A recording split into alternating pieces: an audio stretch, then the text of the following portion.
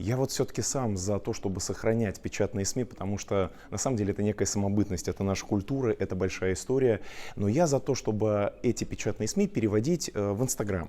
И трендов в Инстаграм сегодня очень много. И, конечно, если главный редактор начнет рассказывать в формате сторис, когда подписчики будут видеть живого человека, не просто статью, не просто набор букв, а живого человека, редактор, который рассказывает про новости, рассказывает про какие-то события, связанные с республикой, со СМИ, которые он представляет, у людей это вызывает большой интерес, огромный интерес. И у людей возникает доверие когда? Когда я вижу не просто красивую картинку, фотографию, а когда я вижу живого человека, который улыбается, который смотрит в камеру, который что-то интересное, о чем-то рассказывает.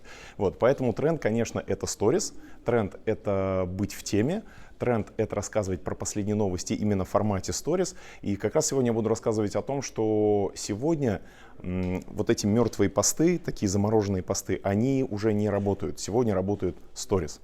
Потому что это лайф, потому что это жизнь, потому что сегодня любой человек, у кого есть телефон, у кого есть Инстаграм, он может взять телефон и сделать свое СМИ. Сделать свои СМИ, рассказывать о том, что происходит вокруг. И этим нужно пользоваться, потому что кому как не государственным СМИ, кому как не тем СМИ, которые пропагандируют какую-то культуру нашу башкирскую, этим пользоваться. То есть этим пользоваться надо. Сегодня буду об этом рассказывать. Надеюсь, у меня получится убедить наших редакторов, наших корифеев, по-настоящему таких вот мастодонтов, в том, что это нужно.